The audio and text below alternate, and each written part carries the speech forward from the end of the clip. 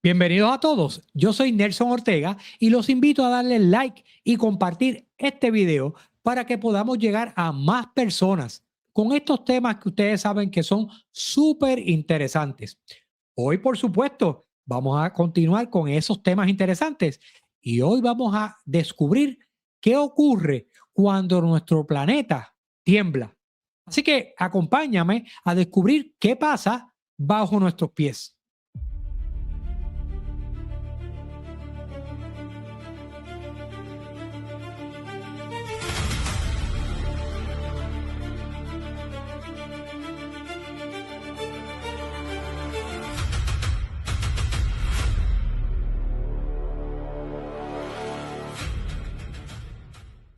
Bueno, debemos comenzar con la pregunta obligada, diría yo, ¿verdad? ¿Sabemos qué realmente ocurre bajo nuestros pies? Aunque no podemos verlo, debajo de nosotros existe un planeta que está en constante movimiento. La Tierra no es una esfera completamente sólida y tampoco quieta. Su interior conserva una enorme cantidad de calor y su superficie está formada por grandes placas tectónicas que se desplazan a su vez lentamente y algunas placas chocan, otras se separan y otras se deslizan unas junto a otras. Normalmente esos movimientos son tan lentos que nosotros no los sentimos, ¿verdad? Pero cuando las rocas forman una falla, acumulan demasiada tensión, pueden romperse o desplazarse de manera repentina. Y entonces la energía acumulada se libera y esta comienza a viajar por toda la Tierra en forma de ondas. Esto es lo que sentimos como un terremoto. Y aquí es donde este fenómeno se vuelve todavía más interesante, porque un terremoto no solamente mueve el suelo, los terremotos también nos permiten conocer qué existe debajo de nosotros. Las ondas sísmicas pueden atravesar diferentes materiales del interior de la Tierra y dependiendo de cómo se comportan, los científicos pueden entonces obtener información sobre las distintas capas de nuestro planeta. Es una de las formas más extraordinarias que tenemos para estudiar un lugar al que jamás hemos podido llegar, definitivamente. Y yo creo que nunca podemos llegar a ese núcleo, a ese interior de la Tierra. Sabemos que debajo de nosotros y debajo de nuestros pies existen diferentes regiones, ¿verdad? Una corteza relativamente delgada, un enorme manto y mucho más profundo. Entonces está el núcleo. Pero para entender cómo ocurre un terremoto, tenemos que comenzar por algo que no podemos ver y es la energía. Las placas tectónicas se mueven constantemente, pero las rocas no necesariamente se deslizan de manera suave. La fricción puede mantenerlas trabadas, pilladas, mientras las fuerzas continúan actuando. Eso sigue actuando en todo momento, en todo ese proceso. La roca entonces comienza a deformarse, la tensión aumenta y esto es parecido, yo lo compararía cuando doblamos lentamente una rama, ¿verdad? Mientras seguimos doblándola y doblándola, almacena energía hasta que llega un punto en que ya no puede soportar la tensión. Pues una falla geológica ocurre algo parecido, aunque a una escala obviamente muchísimo mayor. Cuando las rocas finalmente se rompen o se desplazan, la energía acumulada se libera y ahí comienza entonces el terremoto. Un lugar dentro de la Tierra donde comienza la ruptura se conoce como hipocentro o foco, algunos le llaman foco, y el punto que se encuentra directamente sobre él, en la superficie, se conoce entonces como el epicentro. Una palabra muy común, ¿verdad? Yo creo que es la más que conocemos. Me atrevo a decir que es la más que conocemos. Ok, para estar claro, foco abajo, epicentro arriba. Cuando hablamos de las fallas, esto es una fractura o una zona de fractura en la corteza terrestre, donde las rocas pueden desplazarse una respecto a otra. Entonces existen también diferentes fallas. Algunas están relacionadas con fuerzas que comprimen la corteza, otras con fuerzas que la estiran y otras entonces producen principalmente movimientos laterales. Pero todas tienen algo en común. Pueden acumular tensión y en algunas fallas las rocas permanecen bloqueadas durante muchísimo tiempo. Las placas siguen intentando moverse hasta que finalmente la fricción deja de ser suficiente para mantenerlas trabadas, pilladas, ¿verdad? Entonces se produce un desplazamiento. Puede ser de apenas unos centímetros o alcanzar varios metros. Y en un terremoto grande, señores, la ruptura puede extenderse a lo largo de una zona considerable de una falla. Toda esa energía tiene que viajar de alguna manera y lo hace mediante ondas sísmicas. Entre las más importantes están las ondas P y las ondas S. ¿No sabemos qué es eso? Tranquilos que yo les voy a explicar. Las ondas P son las primeras en llegar a los instrumentos que registran los terremotos. Son las primarias, por eso la P, ¿verdad? Y pueden atravesar materiales sólidos. Oigan bien, lo voy a repetir. Pueden atravesar materiales sólidos y también líquidos. Eso es bien importante porque hay una gran diferencia, la van a ver. Después llegan las ondas S, que son entonces las secundarias y tienen una característica fundamental. No pueden atravesar líquidos. ¿Por qué esto es tan importante? Esto fue precisamente una pista importantísima para los científicos. Cuando estudiaron cómo viajaban las ondas sísmicas por el planeta, encontraron zonas donde las ondas S no podían continuar. Eso indicaba entonces que estaban encontrando una región líquida. Interesantísimo eso. Esa fue una de las evidencias que ayudaron a demostrar que el núcleo externo de la Tierra es líquido. Además, las ondas pueden cambiar de velocidad también, desviarse y reflejarse cuando atraviesan diferentes materiales.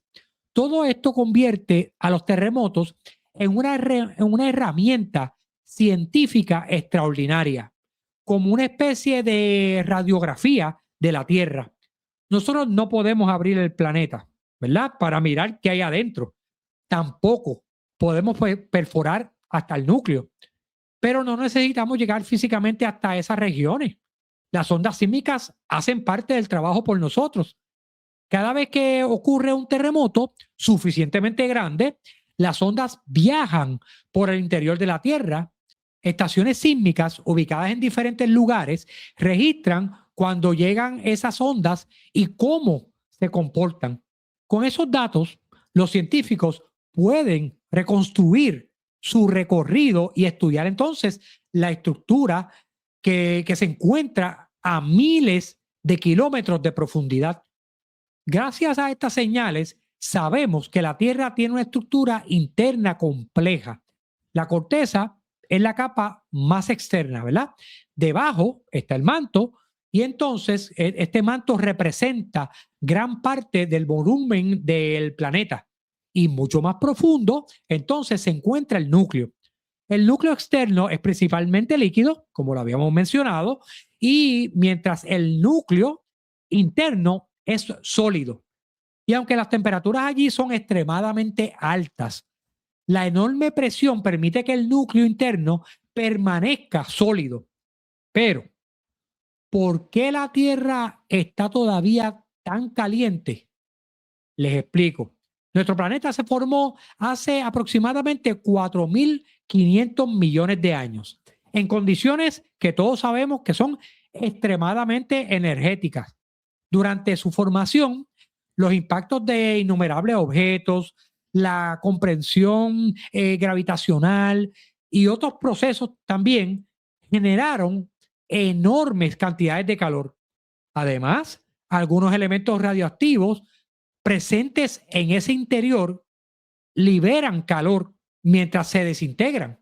Con el paso del tiempo, la Tierra sí ha perdido parte de ese calor al espacio, pero su interior todavía permanece extremadamente caliente. Ese calor contribuye a mantener procesos que hacen que nuestro planeta sea geológicamente activo. Las placas tectónicas se desplazan, se forman montañas, existen volcanes y ocurren entonces los terremotos. Nuestro planeta sigue cambiando constantemente. Y aunque la geología ocurre normalmente a escalas de millones de años, un terremoto puede liberar energía acumulada durante muchísimo tiempo, en apenas segundos. Por eso, las regiones cercanas a los límites de las placas tectónicas pueden experimentar una gran cantidad de terremotos. Las placas pueden chocar, separarse o deslizarse lateralmente, pero también existen terremotos lejos de los límites de las placas. La corteza contiene fallas antiguas que pueden volver a activarse. Interesante. Sí puede todo eso, ese proceso puede volver a activarse. Por eso, ningún lugar puede considerarse en la Tierra completamente libre de actividad sísmica. Ninguno. Las ondas de un terremoto pueden viajar enormes distancias.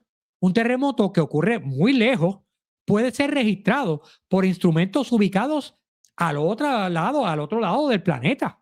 Ahora, llegamos a una pregunta inevitable.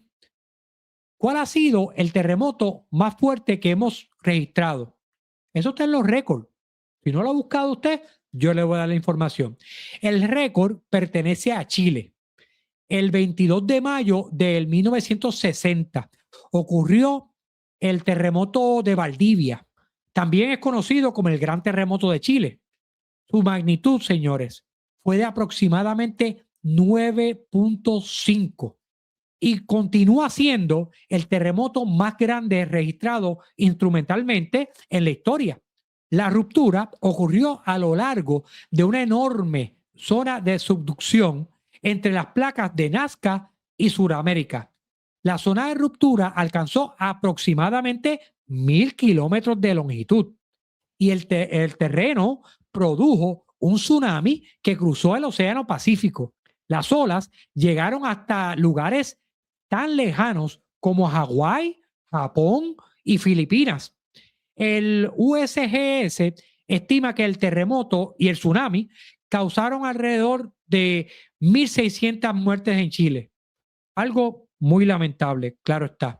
Y dejaron aproximadamente también 2 millones de personas sin hogar. Pero eso no fue el único gigante. En el 1964, Alaska también experimentó un terremoto, esta vez de magnitud 9.2.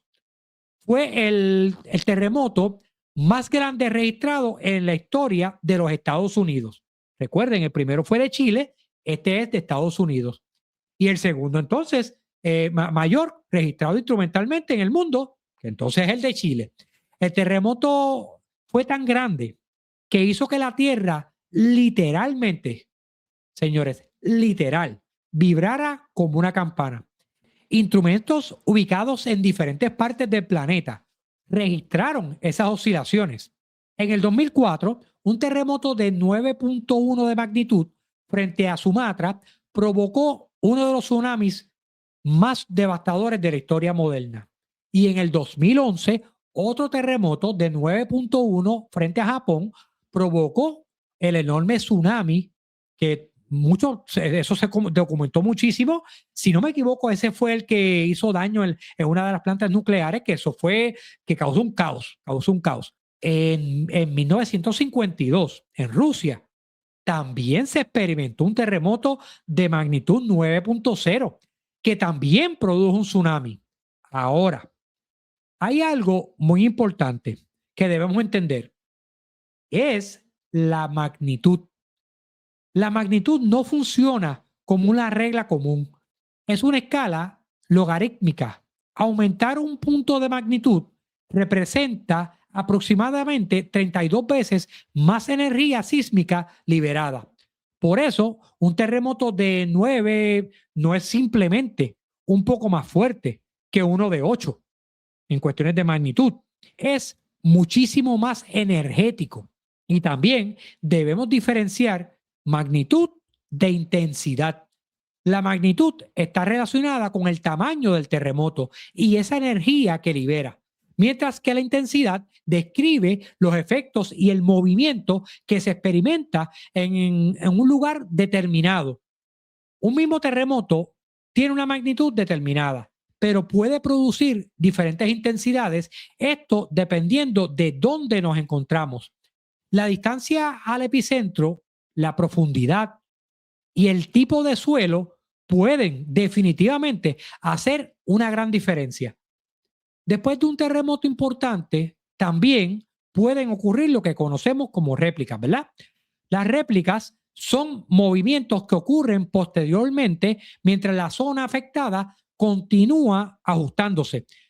Algunas son pequeñas, otras pueden sentirse claramente, pueden también continuar durante días, semanas o incluso más tiempo. Por eso, después de un terremoto fuerte, una réplica puede provocar daños adicionales en estructuras que ya sabemos que han quedado debilitadas por completo por ese terremoto original. También existe otro fenómeno que puede llevar las consecuencias de un terremoto mucho más allá de la zona donde ocurre un tsunami. Ojo, no todos los terremotos pueden producir un tsunami. Para generar un importante, el terremoto debe ocurrir bajo el mar y producir un desplazamiento significativo del fondo marino. Ese movimiento entonces puede desplazar una enorme cantidad de agua y entonces las ondas pueden viajar a velocidades enormes en aguas profundas. Pero al acercarse a la costa, el fondo marino se vuelve menos profundo. Obviamente en la orilla, lo que conocemos como la orilla. La velocidad disminuye y la energía comienza a concentrarse. La altura de la ola puede aumentar considerablemente.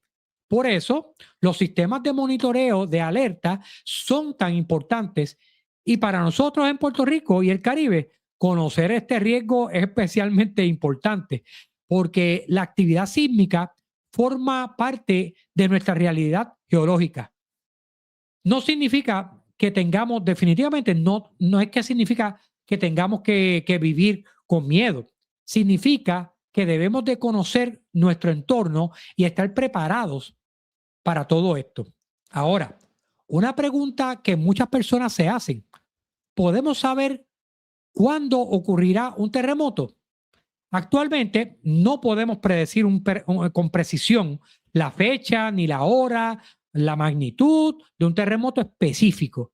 La ciencia sí puede identificar zonas de mayor riesgo, estudiar entonces fallas, analizar terremotos históricos, monitorear la actividad sísmica y calcular algunas probabilidades, ¿verdad? Pero todavía no podemos decir exactamente cuándo ocurrirá un terremoto.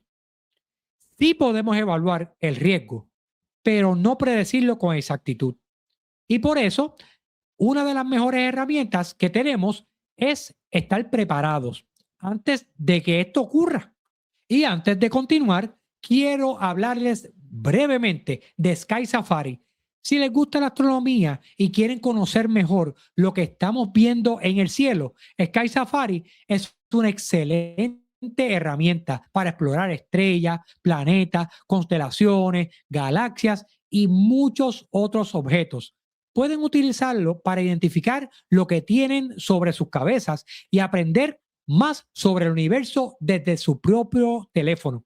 Así que si todavía no lo han probado, les recomiendo que le den una oportunidad a Sky Safari.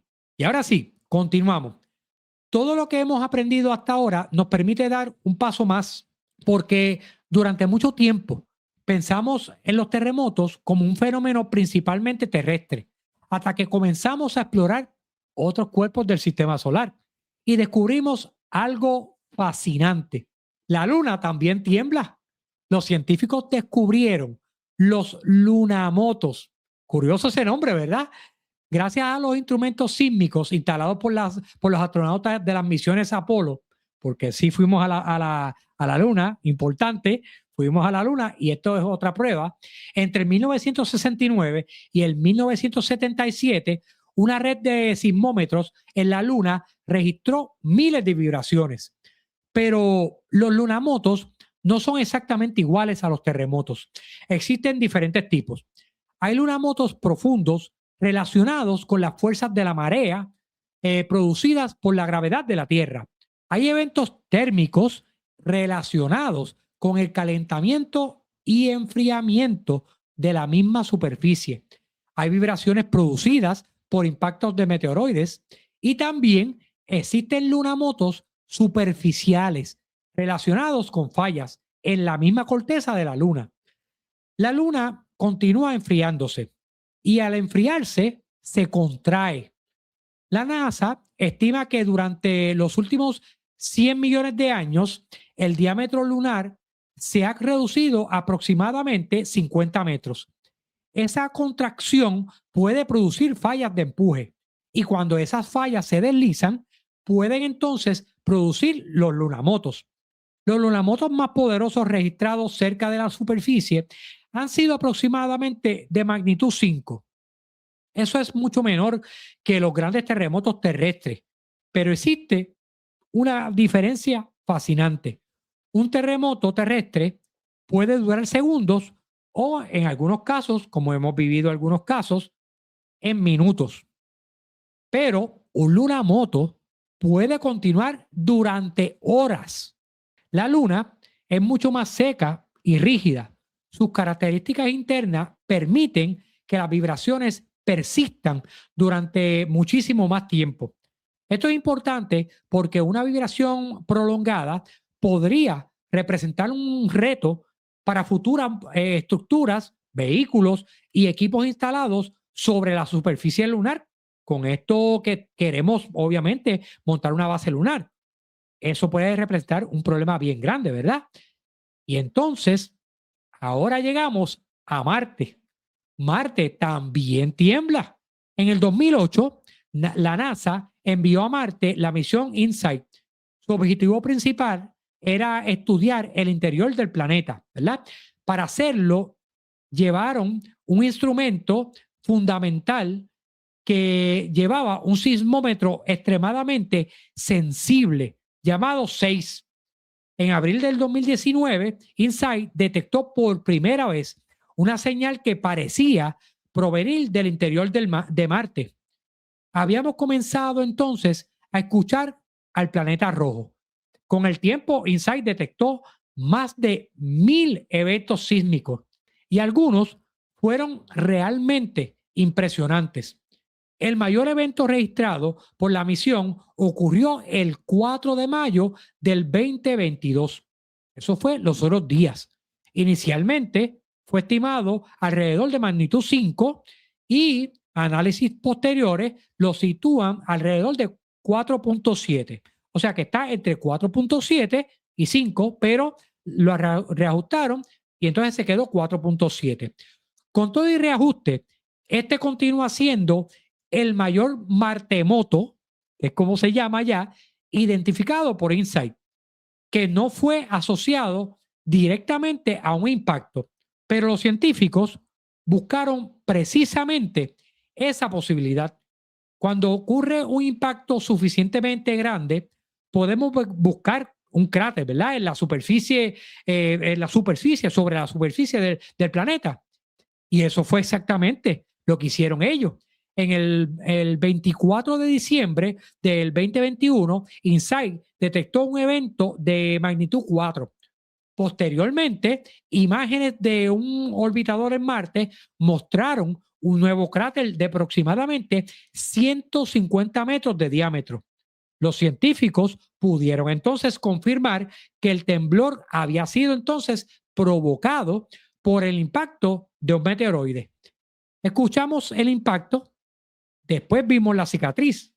Eso es una de las cosas más impresionantes de la sismología planetaria, podemos combinar lo que escucha un instrumento en la superficie con lo que observa una nave desde el espacio. Una señal sísmica, una imagen, un cráter, y de repente podemos reconstruir lo que ocurrió a cientos o miles de kilómetros de distancia. Pero los martemotos nos dieron algo todavía más importante que eso. Nos permitieron estudiar el interior de Marte. Las ondas sísmicas pueden viajar por la corteza y el manto también. Algunas pueden reflejarse, otras pueden atravesar grandes regiones del mismo planeta. Y al estudiar cómo se comportan, los científicos pueden inferir la estructura interna de Marte. Gracias entonces a InSight, obtuvimos información sobre la corteza, el manto y el núcleo marciano. Incluso, diría yo, se detectaron ondas que ayudaron a confirmar que Marte posee un núcleo metálico líquido. Entonces, hicimos con Marte algo parecido a lo que hicimos con la Tierra. Utilizamos las vibraciones para mirar hacia el interior. Y esto nos permite hacer algo extraordinario, comparar estos mundos. La Tierra tiene placas tectónicas activas y pueden producir terremotos gigantescos. Eso lo sabemos, ¿verdad? La Luna no tiene tectónicas de placas como la Tierra, pero continúa enfriándose y contrayéndose, generando entonces fallas y entonces lunamotos. Marte, por su parte, aunque es mucho menos activo que la Tierra, todavía conserva actividad sísmica. Tres mundos, tres formas de temblar, y cada uno tiene una historia diferente. Porque los terremotos no solamente nos hablan de un movimiento, nos hablan de la evolución de un mundo. Un planeta nace, se calienta, se enfría, su interior cambia y entonces su superficie se fractura. Y con el paso de millones de años, o yo diría también que miles de millones de años, su actividad geológica puede cambiar. La Tierra todavía conserva suficiente energía interna para mantener unas tectónicas de placa extremadamente activas. La Luna se ha enfriado mucho más y Marte se encuentra en una etapa diferente de su historia geológica. Al estudiar esas diferencias, podemos entonces entender mejor cómo evolucionan los mundos rocosos. Así que podemos regresar ahora a la idea con la que comenzamos. Un terremoto es mucho más que el movimiento que sentimos bajo nuestros pies. Es una señal. Es una señal que comienza en el interior de un planeta y que puede viajar a través de enormes distancias. En la Tierra, esas señales nos ayudan a conocer nuestro propio planeta. En la Luna nos permite investigar un mundo completamente diferente. Y en Marte nos ayuda a estudiar el interior de otro planeta. Diferentes mundos, diferentes historias, pero todos cambian. Cuando miramos la Tierra desde el espacio, parece tranquila, una esfera azul flotando, pero debajo de esa apariencia tranquila existe un mundo dinámico, un mundo que se mueve, que cambia, que se transforma y que de vez en cuando nos recuerda que está geológicamente vivo. Y así descubrimos que un terremoto no es solamente algo que sentimos, sino que es también una señal que nos ayuda a comprender nuestro planeta y cuando miramos más allá, otros mundos también. Desde el terremoto de magnitud 9.5 que estremeció a Chile en 1960 hasta los lunamotos registrados por las misiones Apolo y los martemotos detectados por InSight a millones de kilómetros de nosotros, todos ellos nos están ayudando a responder una pregunta fundamental. ¿Qué ocurre dentro de un mundo? Y quizás lo más fundamental es que no necesitamos viajar hasta dentro del planeta para descubrir todo esto. Tenemos algo mucho más poderoso, que son las ondas, que son las vibraciones y que son las señales que atraviesan el interior de los mundos y que llegan hasta nuestros instrumentos para contarnos su historia. Gracias por acompañarme en este episodio. Yo soy Nelson Ortega. Nos vemos en el próximo y recuerda, la próxima gran respuesta podría comenzar con una simple pregunta. Nos vemos pronto.